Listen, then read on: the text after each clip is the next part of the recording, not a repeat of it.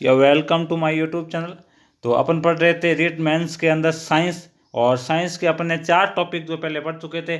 आज अपन जो है साइंस का 5वां टॉपिक पढ़ेंगे, जिसका नाम है बल तथा गति के नियम। ठीक है मित्रों, बल तथा गति के नियम। और ये टॉपिक जो है वो क्लास 8 एनसीईआरटी की क्लास 8 की साइंस की बुक का 11th लेसन और साइंस की 9th बुक का 7th लेसन। ठीक है मित्रों, तो 8 और 9 दोनों की बुक में जो है ये टॉपिक दिया हुआ था। उन दोनों बुक्स में से मैंने जो इस टॉपिक को पूरा पढ़ के इसके नोट्स आपके सामने लेके आ रहा हूँ। ठीक है, तो यहाँ से यदि इस टॉपिक से क्वेश्चन आया साइंस में तो 100% इससे बाहर नहीं आएगा।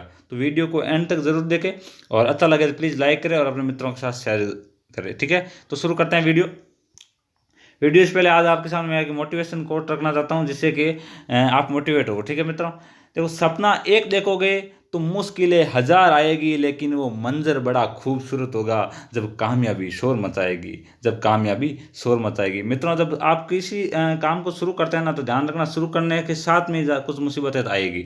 ठीक है, और वो मुसीबतें जो हैं वो बढ़ती जाएगी। जब तक कार्य खत्म नहीं होगा तब तक मुसीबतें हमारे सामने रहेगी, क्योंकि किसी भी सफलता को पाने के लिए जो है मुश्किलों को पार तो करना पड़ेगा, नहीं तो सफल हर कोई हो जाता है।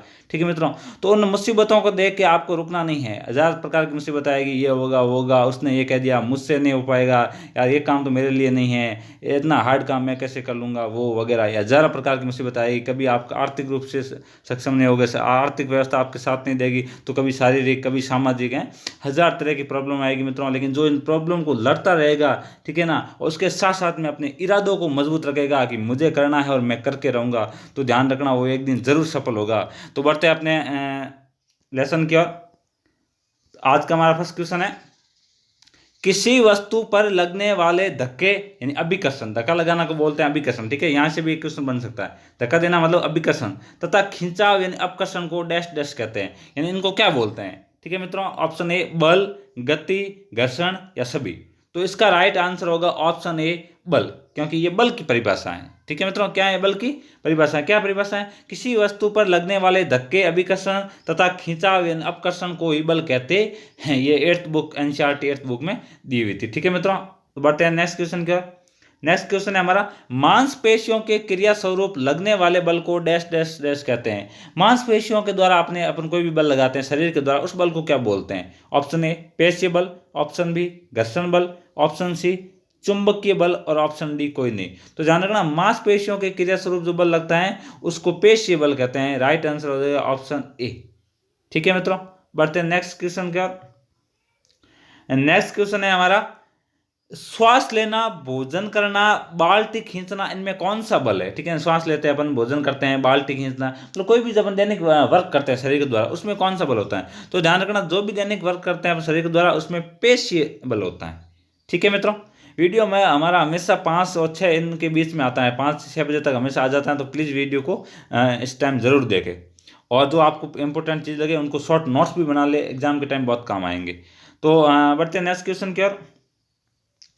नेक्स्ट क्वेश्चन है हमारा, किस बल को संपर्क बल भी कहते हैं। वेरी इंपॉर्टेंट क्वेश्चन है मित्रों, है ना। संपर्क और असंपर्क बल, मुझे काफी लगता है इस टॉपिक से यदि क्वेश्चन बना तो यहीं से बनेगा। कौन से बल संपर्क बल है, कौन से असंपर्क। देखो, संपर्क बल होता क्या, संपर्क बल का मतलब होता है ऐसा बल, वो बल जो अपन शरीर का संपर्क टच करके करते हैं। जैसे मान लो गाड़ी को धक्का देगा तो टच लगाएगा ना, ऐसे थोड़ी हवा से दूर से मान लो ऐसे हाथ करेंगे और गाड़ी को धक्का लग जाएगा, नहीं लगेगा।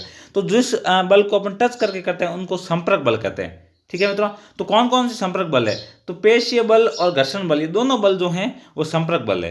ठीक है मित्रों, कोई भी चीज़ में घर्षण होगा कब, जब हमारा टच होगा, और पेशी शरीर से कोई काम करेंगे जब उस चीज़ को टच करेंगे। तो ये दोनों बल क्या है, संपर्क बल है। अब आगे में नेक्स्ट क्वेश्चन होगा, कौन कौन से असंपर्क बल है। ठीक है मित्रों, तो बढ़ते हैं नेक्स्ट क्वेश्चन की ओर। नेक्स्ट क्वेश्चन है हमारा, टायर व जमीन के बीच लगने वाला बल है। टायर, गाड़ी का टायर अपन ब्रेक देते हैं, गाड़ी को स्टार्ट करते हैं, ठीक है, तो उनके बीच में कौन सा बल लगता है। तो टायर और जमीन के बीच में लगने वाला बल कौन सा है मित्रों, घर्षण बल। मतलब एनसीईआरटी बुक में सीधा सीधा घर्षण बल की यही परिभाषा दी हुई थी कि टायर व जमीन के बीच लगने वाला बल घर्षण बल है, वो मैंने आपके सामने रख दी। तो बढ़ते हैं नेक्स्ट क्वेश्चन की ओर। नेक्स्ट क्वेश्चन है आपका, एक आवेशित वस्तु द्वारा दूसरी आवेशित या अनावेशित वस्तु पर लगाया गया बल कहलाता है। ठीक है ना, एक आवेशित वस्तु द्वारा दूसरी आवेशित वस्तु पर लगाया गया बल क्या कहलाता है। तो ध्यान रखना, यह होता है स्थिर वैद्युत बल। ठीक है ना। ये स्थिर वैद्युत बल जो है इसकी परिभाषा एनसीईआरटी बुक में दी हुई थी कि एक जो है आवेशित वस्तु द्वारा दूसरी आवेशित वस्तु पर लगाया गया बल। ठीक है मित्रों। और चुंबकीय बल क्या होता है? एक चुंबक के द्वारा दूसरी चुंबक जो है या किसी दूसरी वस्तु पर जो है प्रतिकर्षण बल लगाया जाता है उसको चुंबकीय बल कहते हैं। ठीक है मित्रों। तो ये जो है स्थिर वैद्युत बल की ये परिभाषा दी हुई थी बुक में, वो मैंने लिख लिया, तो इनको याद कर लेना। ठीक है मित्रों। बढ़ते हैं नेक्स्ट क्वेश्चन में। लेकिन परिभाषाओं से क्वेश्चन बनाना तो मित्रों इसी प्रकार से ही बनेगा। परिभाषा देख के नीचे आपको पूछ लिया जाएगा ये कौन से बल की परिभाषा। ठीक है, तो ये थोड़ा सा कंफ्यूज नहीं होना, ध्यान रखना है। अब गुरुत्वाकर्षण बल है। गुरुत्वाकर्षण बल तो क्या होता है आप जानते होंगे, ठीक है ना, है ना। तो सिंपली ये पूछा जा सकता है कोई वस्तु स्थिर अवस्था में गिरती नीचे तो कौन सा बल होता है, तो गुरुत्वाकर्षण बल होता है। ठीक है मित्रों। नेक्स्ट क्वेश्चन है हमारा, निम्नलिखित में से असंपर्क बल है। अभी पीछे अपने संपर्क बल देखा था, अभी असंपर्क बल आ गए। ये भी वेरी वेरी इंपॉर्टेंट क्वेश्चन है ना, आने के चांस है। तो देखो गुरुत्वाकर्षण बल, चुंबकीय बल और स्थिर वैद्युत बल, ठीक है ना, ये तीनों के तीनों जो हैं वो असंपर्क बल है। मतलब ये तीनों बल लगेंगे जब हमारा शरीर का एक ही चीज का संपर्क की जरूरत नहीं है। ठीक है ना, कोई स्थिर अवस्था में वस्तु गिर रही है तो गुरुत्वाकर्षण बल है, उसमें कुछ टच की जरूरत नहीं है। चुंबकीय और स्थिर वैद्युत दोनों प्रकार के, तीनों प्रकार के बल कैसे बल है? असंपर्क बल है। तो इन दोनों क्वेश्चन को ध्यान रखना। घर्षण और पेशी बल तो संपर्क बल है, गुरुत्वाकर्षण, चुंबकीय और स्थिर वैद्युत बल जो है वो असंपर्क बल है। ठीक है मित्रों, ये इंपॉर्टेंट क्वेश्चन है, ध्यान रखना। बढ़ते हैं नेक्स्ट क्वेश्चन के। नेक्स्ट कुछ फैक्ट है जो मैंने लिख दिए हैं। एक थोड़ा सा ये ध्यान रखना, एक क्वेश्चन है बल बराबर पी दाब इंटू क्षेत्रफल। मतलब अपने को जो बल जो होता है वो दाब और क्षेत्रफल का गुणनफल होता है। ठीक है, ये क्वेश्चन पूछा जा सकता है अपन को फैक्चुअल में। पूछ ले, दाब दे दे और बल क्षेत्रफल दे दे, किसी वस्तु पर ये दाब लग रहा है और इतना क्षेत्रफल है तो उस वस्तु पर बल कार्यरत है, तो बल ज्ञात करने को दे सकते हैं। ये सूत्र ध्यान रखना, एफ बराबर पी इंटू ए। एफ यानी फोर्स बल, पी यानी प्रेशर दाब, ए यानी एरिया या क्षेत्रफल। ठीक है मित्रों, तो ये थोड़ा सा सूत्र ध्यान रखना। दूसरा क्या है? दूसरा फैक्ट है, हमारे ऊपर जितना वायुमंडलीय दाब लगता है उतना हमारा शरीर के अंदर होता है। ठीक है, ये एक फैक्चुअल बात है। हम जो है धरती पर स्थिर चलते हैं, इसका कारण क्या है? क्योंकि जितना अपने ऊपर वायुमंडलीय दाब लगता है उतना हमारे शरीर के अंदर है। यदि शरीर के अंदर उतना दाब नहीं होता तो कैसी हालत होती है हमारे, पता है? जैसे कि एक बंद कमरे में पूरी स्पीड के साथ में कूलर चला के उसमें कागज का टुकड़ा डाल दो, वो किस प्रकार उस कमरे में इस कोने से उस कोने उठता है। ठीक है, उसी प्रकार हमारी हालत भी यहाँ इस धरती पर होती है यदि हमारे अंदर जो है उतना वायुमंडलीय दाब नहीं होता। ठीक है, अंदर भी इतना कितना प्रेशर होने के कारण अपन जो है कंट्रोल रहते हैं और आराम से चल फिर पाते हैं। बढ़ते हैं नेक्स्ट की ओर। नेक्स्ट क्वेश्चन है, निम्न में से किसका जड़त्व अधिक है? ये क्लास 9 में जड़त्व से रिलेटेड क्वेश्चन उसी लेसन में दिया हुआ था, तो वो मैंने बता दिया। ठीक है ना, तो ये ऑप्शन ए भी नहीं है, इसमें से आपको बताना है, प्रत्येक ऑप्शन में बताना है भाई किसका जड़त्व अधिक होता है। तो जड़त्व होता क्या है? जड़त्व का मतलब होता है किसी, जड़त्व अपन द्रव्यमान से ले सकते हैं, किसी वस्तु का जितना द्रव्यमान, जड़त्व का मतलब उसके किसी स्तर पर किसी वस्तु के स्थिर रहने की अवस्था, जकड़े रहने की स्थिति, वो जड़त्व होता है। या इसको द्रव्यमान से परिभाषित कर सकते हैं, मतलब जिस वस्तु का जितना द्रव्यमान यानी भार अधिक होगा उसका जड़त्व भी अधिक होगा। ठीक है, ये थोड़ा सा ध्यान रखना। तो अब आप बता सकते हो, रबड़ की गेंद व उसी आकार के पत्थर, एक रबड़ की गेंद है, उसी आकार के पत्थर की गेंद है मान लो, तो उसमें से आपको पता है किसका वेट या भार ज़्यादा होगा? सिंपली ये पत्थर की गेंद का ज़्यादा होगा, तो जड़त्व भी किसका ज़्यादा होगा? पत्थर की गेंद का। साइकिल व रेलगाड़ी में बताओ ज़्यादा बड़ी और भारी कौन सी होगी? सिंपली है रेलगाड़ी होगी, तो इसका जड़त्व भी अधिक होगा। कहने का मतलब, फॉर एग्जांपल मान लो पूरी स्पीड के साथ में यदि हवा दी जाए तो अपने जगह पर रेलगाड़ी ज़्यादा जकड़ी रहेगी, साइकिल पहले उड़ेगी। ठीक है ना, मानो कि इतना दाब, इतने भी प्रेशर ज़्यादा दे दी जाए कि रेलगाड़ी भी उड़ सकती है, ऐसा कुछ नहीं है। ठीक है ना, तो वो भी उड़ जाए, एक बात है। ठीक है ना, हवा कुछ भी कर सकती है, लेकिन एक प्रकार का जो, दो प्रकार की जो है ना, मतलब प्रेशर दिया जाएगा तो सबसे पहले साइकिल उड़ेगी। कहने का मतलब इसके जकड़े रहने की या जड़त्व जो है वो ज़्यादा होगा। नेक्स्ट क्वेश्चन है, 5 रुपए का और 1 रुपए का सिक्का, उसमें से जड़त्व किसका ज़्यादा होगा? तो ध्यान रखना, 5 रुपए का सिक्का अपन देखते हैं, ठीक है, वो थोड़ा सा वेट में ज़्यादा होता है, उसका जड़त्व 1 रुपये से अधिक होगा। बढ़ते हैं नेक्स्ट की ओर। नेक्स्ट क्वेश्चन है हमारा, बल कितने प्रकार के होते हैं? ये भी एनसीईआरटी 9th बुक में दिया हुआ था। ठीक है ना, तो वैसे काफी प्रकार के बल होते हैं, आपने देखा पेशीय, चुंबकीय, स्थिर वैद्युत, गुरुत्वाकर्षण। ठीक है, लेकिन उन्होंने बल के मुख्य 2 प्रकार बताए एनसीईआरटी में, वो 2 प्रकार होते हैं। कितने प्रकार होते हैं? 2। और कौन कौन से होते हैं वो मैंने लिख दिए हैं, संतुलित बल और असंतुलित बल। अब संतुलित और असंतुलित बल क्या होता है? संतुलित बल का मतलब 2 परिणामी बलों का जो अंतर होता है शून्य होता है, मान परिणाम जो होता है शून्य हो जाता है, वो संतुलित बल। और 2 बलों का जो है परिणाम शून्य नहीं होता है, वो असंतुलित बल होते हैं। तो आपको सिंपली ध्यान रखना, बल 2 प्रकार के होते हैं, संतुलित और असंतुलित। बढ़ते हैं नेक्स्ट। अब नेक्स्ट जो है अपना टॉपिक गति के नियम, यानी गति के नियम है, उनको पढ़ेंगे। तो गति के नियम सबसे पहले ध्यान रखना मित्रों, गैलीलियो ने दिए। गैलीलियो के नियमों को आगे न्यूटन ने बढ़ा के गति के 3 नियम दिए। ठीक है। तो गति के न्यूटन के तीनों नियम जो हैं उनको अपन पढ़ेंगे। इसमें से भी क्वेश्चन आ सकता है, थोड़ा सा ध्यान रखना। गति का प्रथम नियम क्या, न्यूटन का, ठीक है।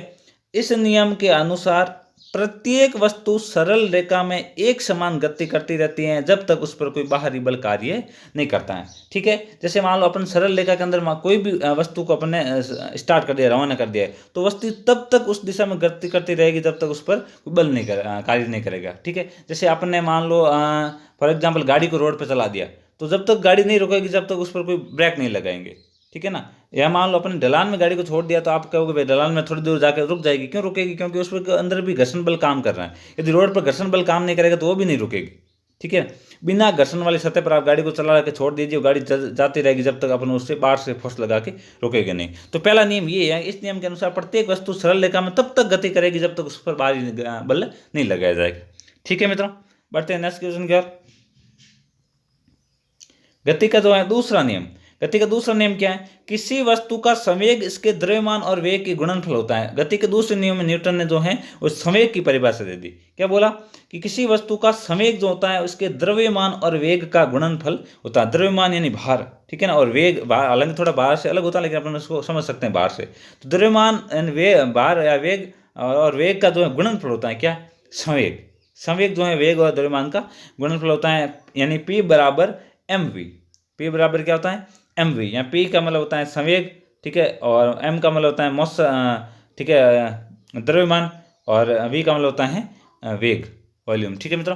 तो ये वेग सूत्र यहाँ से अपने को पूछा जा सकता है। मान लो द्रव्यमान दे दिया किसी वस्तु का और वेग दे दिया और अपने को जो संवेग पूछा जा सकता है, तो ये सूत्र भी इंपॉर्टेंट है। या पूछ लिया जाए P बराबर mv, इस सूत्र की स्थापना गति किस नियम से होती है, दूसरे नियम से। न्यूटन का गति का दूसरा नियम क्या है कि संवेग जो होता है द्रव्यमान और वेग का गुणनफल होता है। तो ये गति का दूसरा नियम है। तो बढ़ते हैं गति के तीसरे नियम की ओर। तो गति का तीसरा नियम न्यूटन ने क्या दिया, इस नियम के अनुसार जब एक वस्तु दूसरी वस्तु पर बल लगाती है, ठीक है, एक वस्तु के द्वारा जब दूसरी वस्तु पर बल लगाया जाता है तब दूसरी वस्तु द्वारा भी पहली वस्तु पर ताक्षणिक बल लगाया जाता है। ताक्षणिक का मतलब उसी कंडीशन में हाथों हाथ बल लगाया जाता है, ठीक है ना, उसी के द्वारा बल लगाया जाता है। और ये दोनों बल जो है युगल बल कहलाते हैं। उदाहरण कैसे देखना मित्रों, जब आप गोली चलाओगे तो बंदूक से गोली चलाते हैं तो गोली सामने जाती है ना, तो उतना जितनी प्रेशर सामने जाएगी उतनी प्रेशर जो अपने पीछे भी बल लगता है। इसलिए जो है आर्मी के जवान आपको पता है कंधे पर जो है वो बड़ी वाली गन रख के गोली चलाते हैं ताकि कंधा उस वापस प्रेशर को झेल सके। तो किसी वस्तु के ऊपर जितना अपन प्रेशर सामने लगाएंगे उतनी वो अपन को उल्टा अपने को भी प्रेशर देगी, ठीक है मित्रों। और ये दोनों बल परिणाम में हमेशा समान तथा दिशा में विपरीत होता है। परिणाम उतना होता होगा, ठीक है ना, जितना बल सामने से जितने न्यूटन बल अपन लगा रहे हैं उतना न्यूटन बल जो है वस्तु भी हमारे ऊपर लगाएगी। बल का मात्रक ध्यान रखना मित्रों न्यूटन होता है, ठीक है। तो उतना भी लगाएगी, बस दिशा विपरीत होगी, उसकी दिशा उस साइड में होगी तो हमारी दिशा उल्टा विपरीत होगी, ठीक है ना, ये थोड़ा सा ध्यान रखना। और ये बल युगल रूप में होते हैं। जैसे कि सड़क पर चलना, सड़क पर चलते हैं जितना अपन स्पीड से अपन चलते हैं अपन बल लगाए उतने उतना सड़क अपने को वापस घर्षण बल लगाती है, ठीक है ना, ताकि तो अपन जो है रुक पाते हैं। नाव खेते हैं तो जितना अपन बल अपन नाव आगे लगाते हैं नाव को चलाएंगे, इसलिए उतना नाव पीछे जाती है, ठीक है। व्यक्ति का चलना, व्यक्ति भी चलता है तो वो उसमें लगता है। बंदूक का प्रतिक्षेप करना, मैंने अभी जो बताया आपको। और नाव का रुकने पर पीछे हटना, ठीक है। नाव जब रुकती है आपको पता है, नाव जैसे रुकती है तो पीछे हटती है, ठीक है। मतलब जितना अपन रोकने के लिए उसको आगे खींचते हैं वो इतना पीछे हटती है। मतलब किसी वस्तु पर जितना भी बल लगता है उतना वस्तु हमारे ऊपर उल्टा वापस बल लगाती है। यही गति का तीसरा नियम है, ठीक है मित्रों। दूसरा नियम क्या है कि संवेग जो होता है वो द्रव्यमान और वेग का गुणनफल होता है, ये दूसरा नियम है। और पहला नियम क्या है, किसी वस्तु पर जो है वो गतिशील अवस्था में तब तक बनी रहेगी जब तक उस पर बाहरी बल कार्यरत नहीं होगा। तो ये गति के तीनों नियम थे और ये मेन टॉपिक में लिखा हुआ है, तो हो सकता है यहाँ से क्वेश्चन आ सकता है, ठीक है मित्रों।